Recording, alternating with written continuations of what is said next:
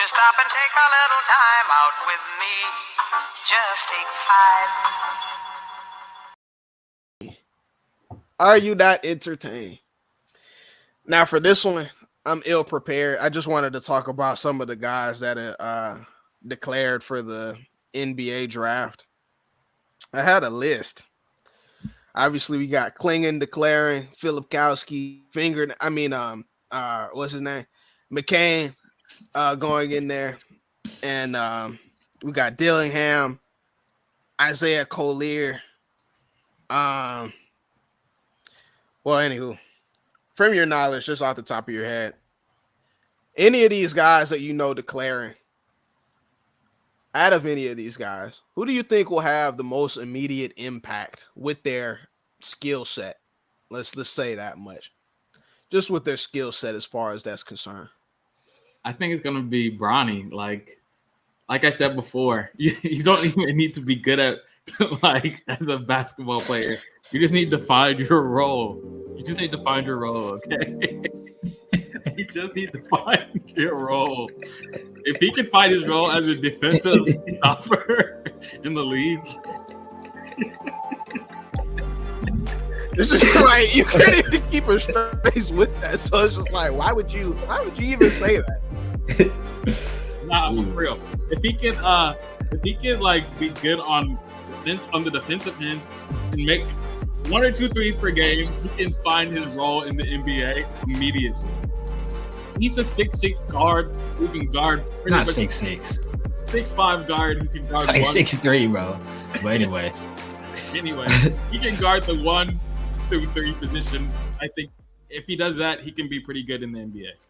Bro, I feel like if you were gonna go that way, you should have just said McCain because he does the same thing but better. Dude. Like he's a good 3-point shooter. He's a better scorer. He can play okay. He's not a bad defender.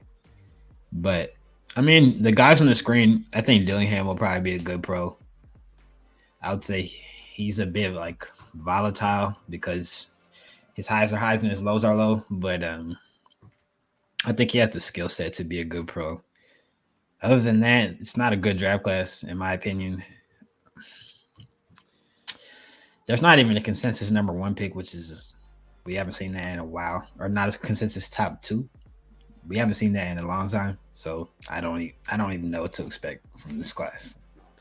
I mean, and this is all premature because once we know what teams have what picks, I think we can see like, okay, the X player can fill X hole if he gets the amount of time, puts the amount of work in, what have you. I like Dillingham. I feel like he could be a busy bones, something like that in the league. To Julian's point, though, I don't. Who's that guy? You know what I mean? Like who's bona fide? Like I was talking more from the American side. I know that guy Sarr is really good. I just saw Alex Sarr. He declared for the draft, I think yesterday or the day before, and I saw him play 1 game ever, but he was crazy. Like he's crazy. He's he's one of those big European bigs who can shoot and he can dribble. Like he's good. League loves European bigs these days, so yeah. But the college guys, I don't know. It's a bad product, man. Like, I don't know. Like, this has been like the only year. Say about it, like this has been the only year that we've seen there be like no gray American players. Like, what are you talking about? There hasn't been bad drafts. Of course, there's been bad drafts, but I'm saying out of college, like projecting. We didn't project them to be bad players until now. This is the first time that I remember we haven't had any young guys from college who were, really high on. I really don't remember the last time this happened. Worst NBA draft. It's projection though. Like those guys were obviously very highly projected. That 2020 draft, I don't remember anyone fall out of there. Like when they canceled March Madness that one year, I don't remember anyone coming 5. Anyone 5 coming out of that draft. I'm sure there was some. I mean, there's been people. What's the Ant-Man in that one? That was Ant-Man. Ant-Man's terrible. You just y'all just called him trash, or Morgan did. Wait, what? Who's trash?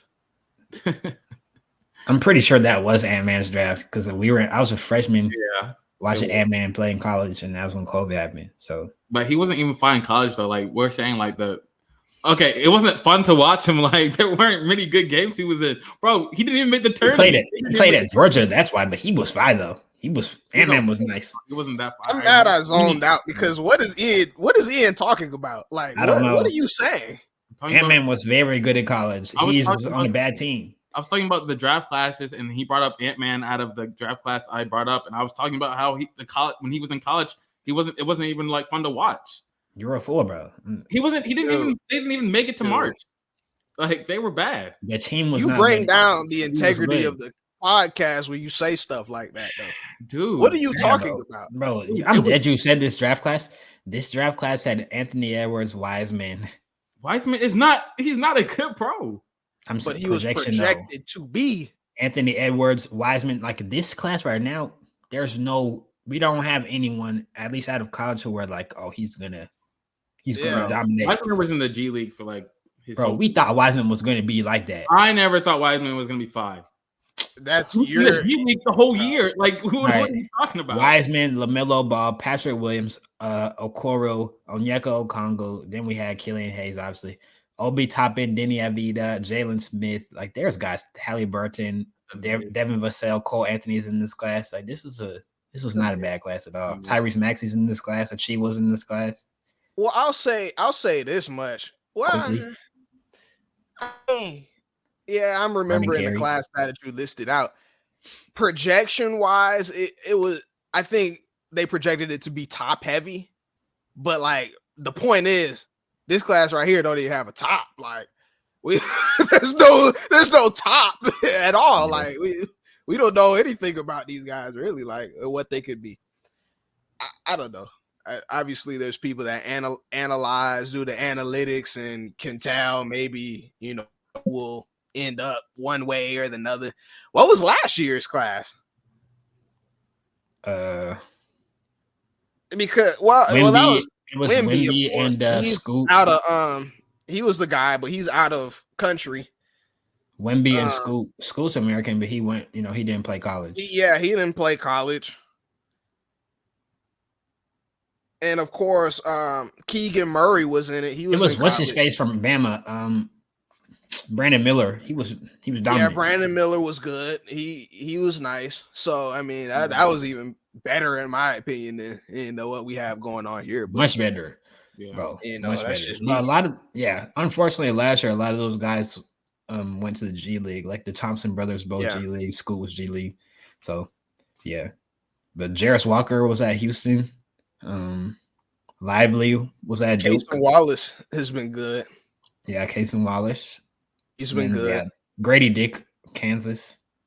Hawkes. He's a little better. Hawkes, yeah. The rest of the draft is pretty good, but it's too early to, It's I may have tried that class actually. I mean, I think there's some definitely and we didn't even mention like a Podemski that was down there that was in that class. There's been some guys that have made some nice impacts on team, I feel. So yeah, this is crazy, bro. I just looked at the mock draft. And Stephon Castle, the UConn guard, he may probably be a good pro, but he's number 2. Number 2 in the mock draft. It's just a mock draft, so I don't know, how true this is. Where do y'all think Bronny will go if he even gets drafted? Bronny's not. You won't let Bronny go, will you? I'm just asking. It's just a question. Maybe late. This draft is weird, so I don't know, but he would probably go second round. I think. You don't think he go Burger King commercial? Like bro. We have to be honest. He would get picked because he's LeBron's son. That's exactly. That's not enough to second round. This notion someone's that taking a second round flyer, bro. Someone will take a second round flyer. Just because you get a verbal, oh, I'd like to play with my son from LeBron, like that's not enough to draft the kid. No. Dude. That part, I don't even care about that part, but I'm saying just off the fact that he's LeBron's kid, like, despite the fact that, like, LeBron said he wanted to play with this kid, that's obviously, like, you know, that's going to boost the team to go draft him. But throw that out. Being LeBron James' kid, like, your name brand, the money, like, someone's going to take a second-round flyer on him. Ticket sales are going to go up. Like, it makes sense to draft him second round. And if I feel like lots of GMs and teams, 60 picks, and even fans, like, they look at it wrong. You're not supposed to draft a player because he's good. You're supposed to draft him because of your needs. Like, yeah, that's how you're going to project to college. I mean, to the pros.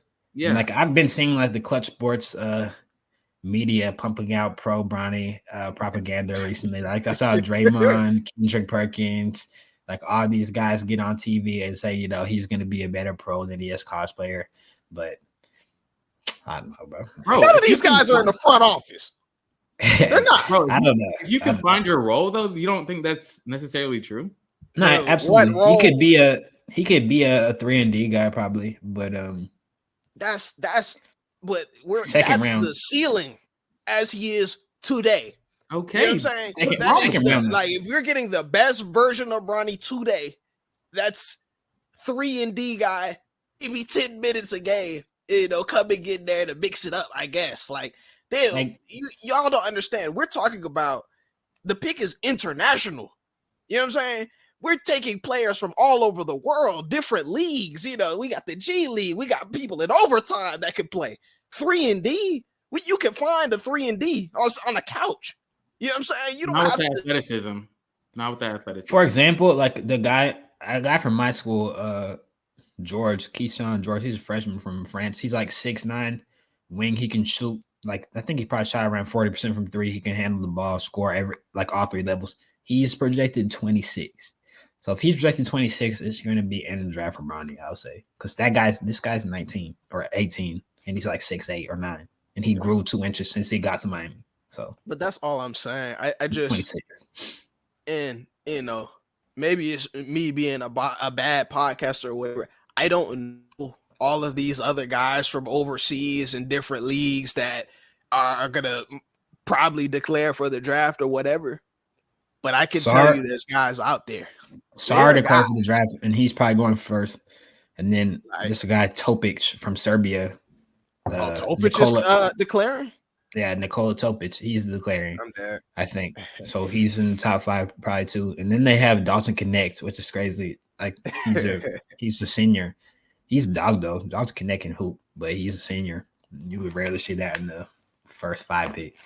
It's crazy. I look for him to be a decent player in the league for a long time though. Like, Dalton Connect can hoop. Yeah, that's what I'm saying. Like, and he can shoot the ball. Like, if he turns himself into, you know, one of those 40%ers from 3, and he'll have a job for a long time as it stands right now. He'll have a job. Man. Yeah, exactly. That stuff that, you know, that scoring stuff doesn't always translate though. Like, you have to be able to, if he can stretch the floor, he'll be fine. You know, he will be fine. Anything else on the draft front? Please don't say anything else about Bronny. Like, I don't. I think that was a crazy pick by you though. You could have picked like Collier. Like, you've seen Collier play. Who's better than Bronny? Same age. Like, come on, bro. All I said was role. Like, I think he can fit in the role. I don't think that's that crazy. Like, I feel like literally I feel like everyone in the draft is skilled enough to make their own role. Like, it's just shout out to you. Shout out to you because you should be on Clutch Sports payroll too. I bet. It's just you just need the right coach and the right system for every kind of player. Some players you don't, but some players you do. And I feel like if he gets the right system and the right coach, he'll be fine. Let me just make one last point. I know I shouldn't, but y'all have to understand that people's jobs and livelihood be on the line when they suggest these types of picks. You know what I'm saying? Like, your credibility will go down if you just say, oh, you know, I mean, it's LeBron's son, so what if he eats his Wheaties, grows to 6'8", because of the, like, you're going to take somebody with more upside, more known upside. It is a safer pick than a Bronny James just because, you know, safer of what? He's LeBron's son and he's, you know, shown he's okay. Like, You know, you have to know what you're doing. You have to know what you're doing when you're picking. What makes the picks more safer, dude? You understand? Like 80% of picks are a risk. Like you're taking a risk. Like most of these teams don't know what these players are gonna be, right? Like calculated risks. It's not even adding. True. It doesn't add up. Not even true. Some people are drafted on literally just flyers, just their size or their athleticism or their 3-point shooting. That's true. Like people aren't just elite. Like they're. Like, I have to stop you there. I have to stop you there because it's going into a place that makes zero sense. These players are scouted thoroughly before they ever even get a team's attention. All right, so let's just put that out there. There's also an NBA combine as well that some players do attend. You know exactly who you are drafting before draft night comes up. It doesn't matter about hearsay. It doesn't matter about whose tape is the best. Unless somebody lays eyes on you and says, okay, you know, this player has X upside. We've seen this from, you know, an X draft in the past, whatever. You're not getting picked up. You're not. I'm sorry. I'd say fine. So you don't think players are picked up based on their upside? They are, but it's calculated risk is all I'm trying to say. But it's not just off a name value. We don't have enough tape on Bronny to even say he's an NBA player. We do not. You can say that for a lot of people who were picked and calculated and scouted, but I mean, like there are a lot of one and done players, dude. That don't have a lot of film. The only reason that you're saying this is because he's Bronson. Like, that's true. I mean, yeah, that's true. I just want to. I want to see the narrative. I want to see how. So what are we talking about? Like, and if the argument truly is, it really boils down to the fact that you're just drafting off a name. I'm telling you that I don't believe that's going to happen. He's going to have to prove that he can play in that league, period. So does everyone else in the draft. So, but they actually logged in 30 minutes a night in college. They actually put in work in pro leagues in Serbia, you know, Czechoslovakia, in Russia, what have you. Actually put in time in overtime elite. And there have been scouts that have seen that. They put in that work. Bronny is not. I'm going to just leave it there. The only thing about Bronny is I don't think that he declared for no reason. Like, I know that people were saying, like, you would keep your eligibility and stuff if you don't get agent. I personally don't think that he declared for no reason. So he wants to test the waters, get into those NBA gyms in front of NBA scouts because he didn't log a lot of minutes in college. This is for him. This is a chance for him to show one-on-one exactly what he's capable of so that they know. I don't think he's actually going to the league this year. I think that would be I hope not. But I hope not as well. I think that'd be premature. I got a notification saying LeBron has no, you know, takes of Bronny's decision. It's Bronny's decision that what he does. So we'll see about that. You know, we'll see about that. Let's go ahead and end it off, guys. Been sitting down.